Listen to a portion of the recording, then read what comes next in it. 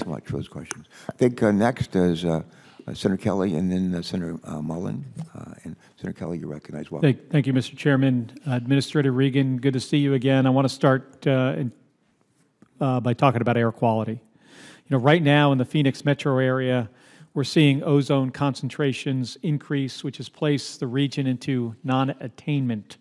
And this is happening as the Phoenix area is becoming one of the largest manufacturing hubs in the country of microchips, battery technology, and electric vehicles. These projects not only create great paying jobs, but they're the type of investments we need to combat climate change and ultimately reduce emissions across the country. But right now, the biggest impediment to getting some of these projects off the ground is air quality non-attainment. Everyone in Arizona is united around finding a solution that allows these projects to move forward while continuing to reduce emissions in the region. That includes elected officials at the state, county, local level, and our business community.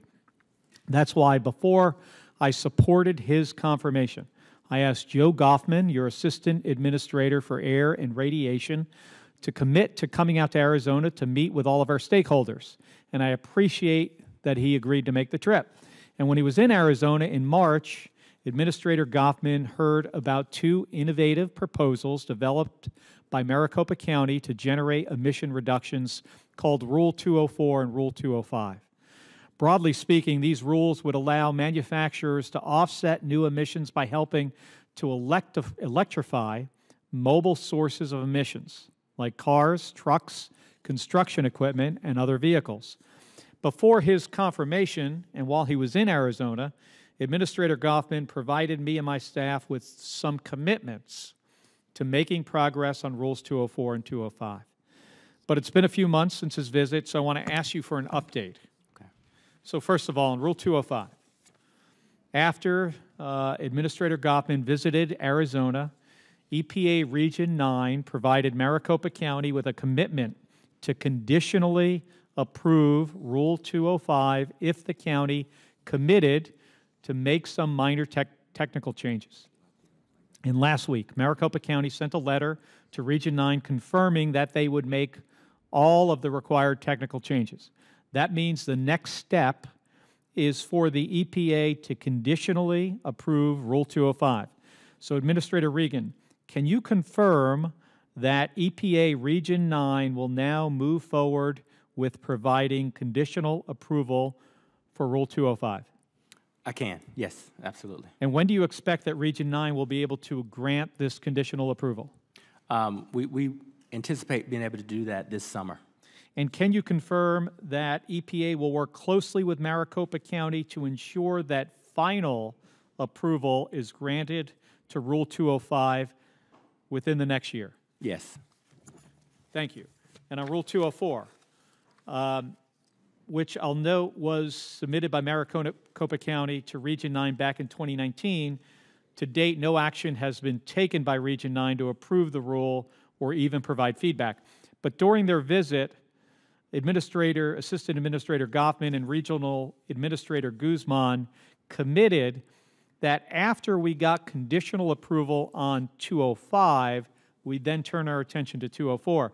So, Administrator Regan, will you commit that EPA will, by the end of this year, work with Maricopa County to decide whether Rule 204 can be approved, and if not, identify what changes are needed to make the rule approvable?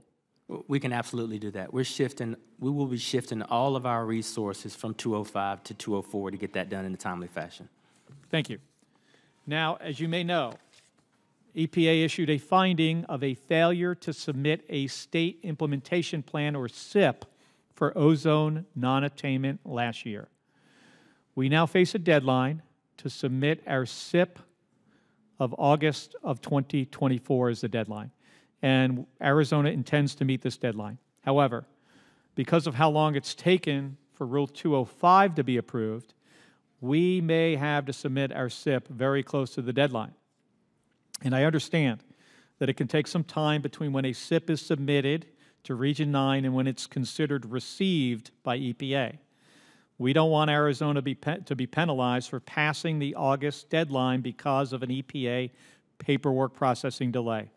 So, Administrator Regan, will you commit that as soon as the state of Arizona submits its SIP, Region 9 and EPA headquarters will move as quickly as possible to confirm it has been received so that sanctions are not imposed on Arizona?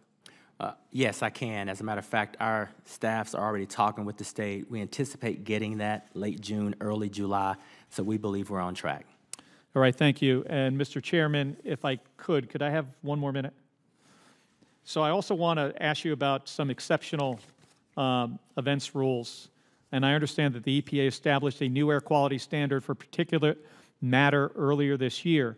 You committed to putting out updated tools to help air quality managers submit exceptional event demonstrations for days where particulate matter emissions exceeded legal limits due to wildfire. But I'm concerned this same level of attention has not been applied to ozone pollution caused by wildfires. Between 2015 and 2019, the Maricopa Association of Governments submitted documentation for 33 days where ozone emissions exceeded legal limits because of wildfire smoke. But to date, Region 9 has only evaluated the documentation for 19 of these days, and they've only granted an exemption for 3 days. The failure to quickly review or even review at all exceptional event demonstrations submitted by air quality managers makes it difficult for Phoenix, the region, to develop a plan to get into attainment. Administrator Regan, can you explain how the new exceptional event tools for wildfires, and I'm going to ask this for the record because I'm over my time, but can you submit for the record how